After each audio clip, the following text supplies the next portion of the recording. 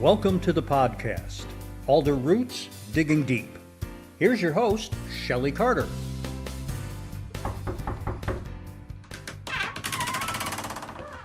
Welcome to Alder Roots Digging Deep.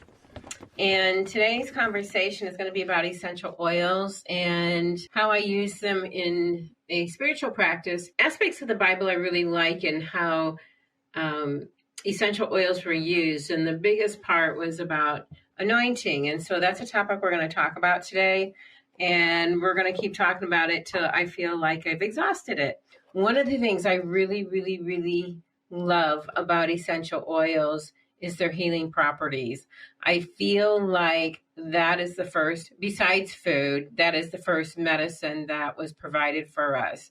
And God said to eat of every green thing out there and every plant, and he provided us with animals. But the first thing was green things.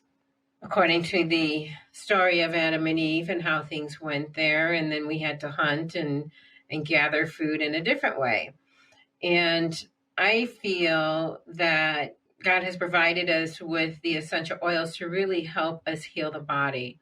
There is a difference in quality, so you want to make sure that the essential oils that you use are of a high quality, or what we would call food grade or therapeutic grade, well, because not all essential oils are created equal.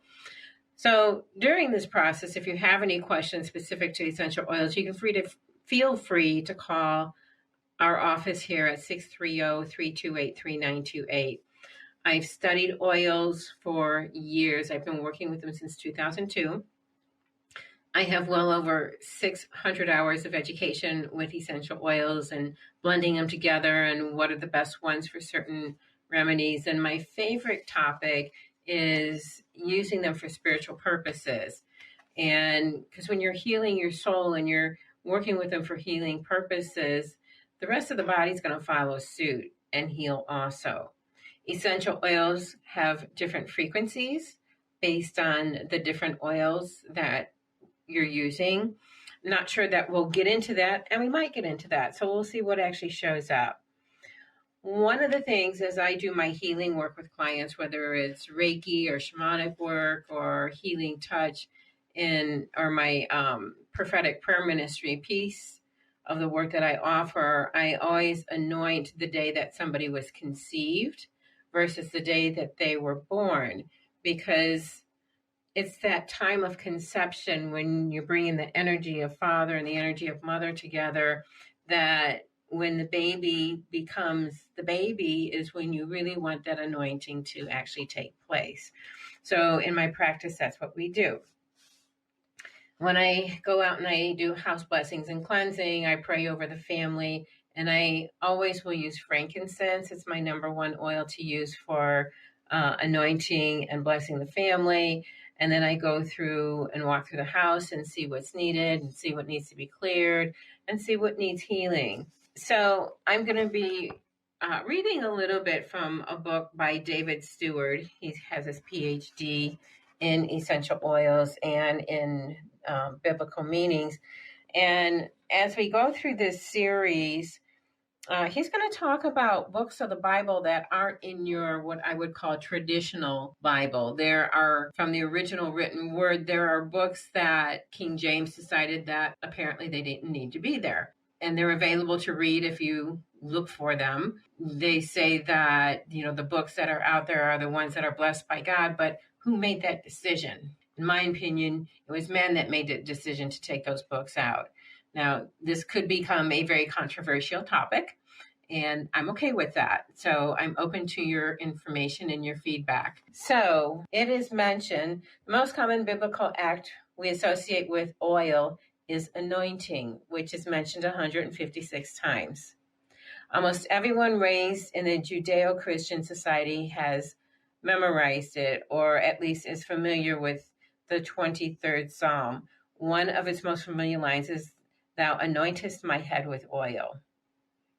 Since that line was written by a king, and the anointer was no less than God himself, the oil of this verse could well have been the holy anointing oil of the Israelites, which was a blend of 82% essential oils of myrrh, cassia, cinnamon, and calamus. and a base of olive oil. In Exodus 30:23 through 24, in any event, we know that the oil to which David was referring was fragrant because anointing oils always contain at least some aromatic ingredients, which would be one of the ones that I just mentioned, if not 100% of that oil. The true and ancient meaning of anoint has been lost in modern times. It has almost been forgotten and has not been widely practiced for centuries. Many Christian ministers use oils for healing services from time to time, but they usually apply only a trace amount of the oils, or a dab on the forehead, or a little on the crown. They usually consider the oil as symbolic only and do not recognize any innate medicinal value to be contained in the oils themselves, which I think is really interesting. I have olive oil, macadamia oil. It's so funny because when clients come in, they're like, you have a whole apothecary here. You could create anything you want. And I'm like, yep, that's true. And so when I anoint people, I'm not just putting one drop on their head. There are times where I'll have them lay on the table and their whole head gets anointed, where the whole bottle gets poured over them. And then they wrap them with a towel and then I send them home. So there's something to actually the pouring of the oil over the whole head. They usually consider the oil as symbolic only and do not recognize the innate medicinal value. As a matter of convenience and cost, some ministers even go grocery store shopping and get Wesson or Mazola, which I would not recommend, because like one of the things I do when I get the extra virgin unfiltered oil, I will pray over it and have it blessed before I actually will use it. These anointings may have ritual value as ceremonies of consecration, and they are not really biblical when it comes to anointment for healing, which I think is kind of interesting. Lots of oils and always essential. In Psalms 133:2, the writer describes the anointing of Aaron with precious anointment on his head that ran down his beard. And if you guys remember, in times past, the beards, I think, used to be down to the guy's waist. And even Aaron's beard that went down to the skirts of his garment. See? King James says, or like the precious oil on the head running down the beard upon the beard of Aaron, running down over the collar of his robes. So, when you think of anointing, that's to me, they got saturated. This is no small amount of oil, neither was it pure olive oil, since the biblical objective precious was never applied to olive oil alone. But it always indicated the use of essential oils such as cassia, hyssop, frankincense, my favorite, spikenard, also one of my favorites, galbanum, myrrh, anica, cinnamon, or calamus. In biblical times, essential oils were often mixed in vegetable oil base such as olive, flaxseed, walnut, sesame seed, or almond. But vegetable oils alone were never used for anointings. In fact, the word anointment is literally an anointment. Biblical ointments were always composed of essential oils. In the New Testament, we read of precious ointments or oils literally being poured over Jesus on 2 occasions during Holy Week in his final sojourn to Jerusalem for his arrest. Matthew 26:7 and 12, Mark 14:3, John 12:3 through 8. Here again, we find copious amounts of oil being used. Oil that was costly, and in this case, consisted entirely of essential oils of spikenard and myrrh. Jesus also schooled his disciples on the spiritual art of anointing to bring about healing using the oils. And usually that was pure olive oil that contained precious spices and other aromatic oils. Mark 6:13. A fuller discussion of this is given at the end of this chapter. So, yes, I am reading from this book called Healing Oils of the Bible, and then interjecting my own experiences. It's really interesting because this one gentleman in particular, and if he were standing, it would have saturated his shoulders and his clothes. And I think the cool thing about using the oils, because of the vibration and the healing properties, because a lot of them are antibacterial and antimicrobial and help with SADS or mood disorders and anxiety and things like that. A lot of times, just using the essential oil, I see people's energy shift right in front of my very eyes. So pour it on.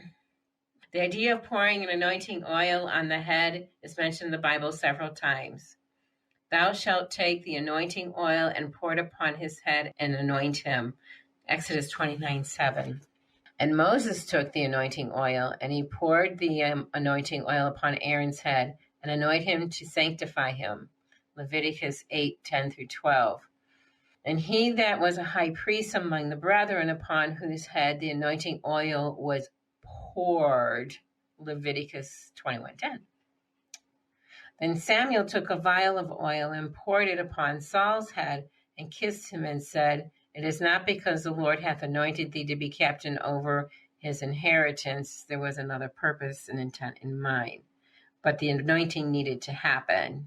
And I can keep going on and on about the scriptures of anointing.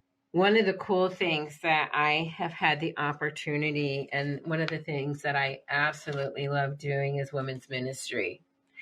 And there are times where once we go through the teaching of the essential oils and filter questions back and forth, everyone gets lined up. It doesn't matter how many. And then we do a foot washing ceremony. And in the foot washing, I take oil and anoint their feet with oil and pray over them. And usually there's a word of knowledge that's given to each and every person. And it's really cool because the stories that I've heard back about healings that people have physically had from that anointing has been really amazing.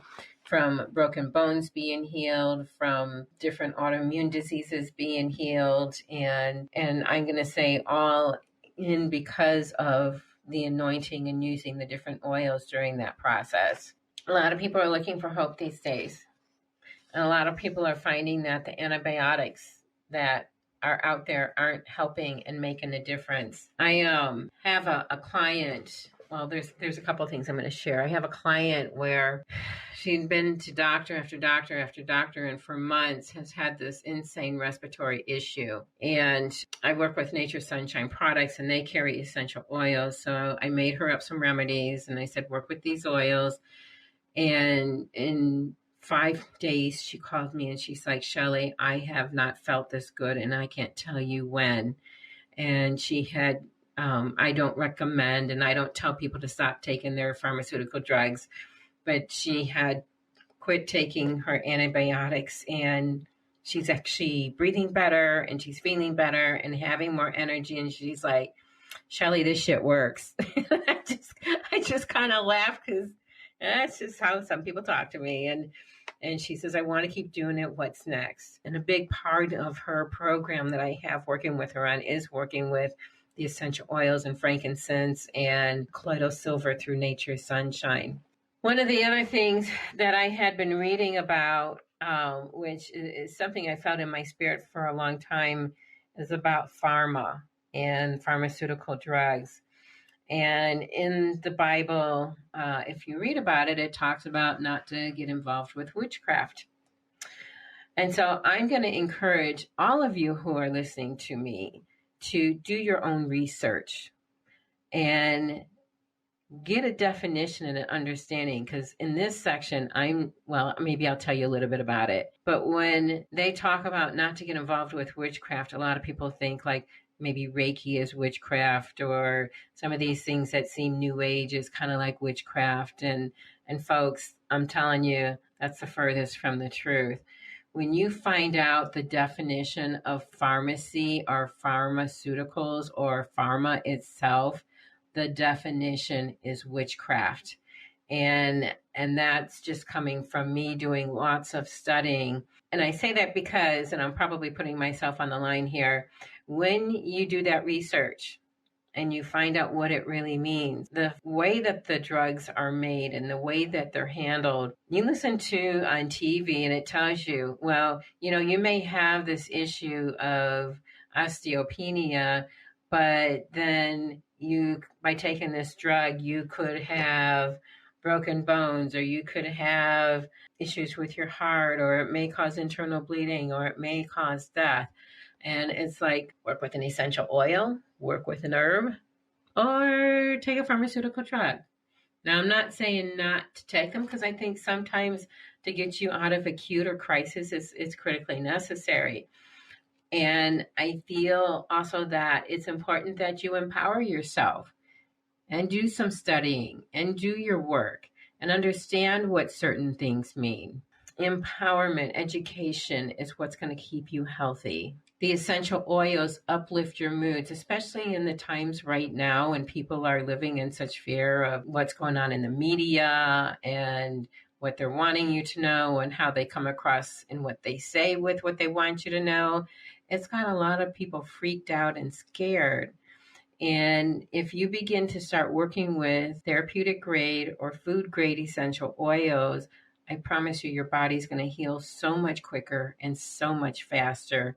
And so one of the things that I do is when I am wearing my face mask, I will put the essential oil of rosemary on. It's one of my favorite ones.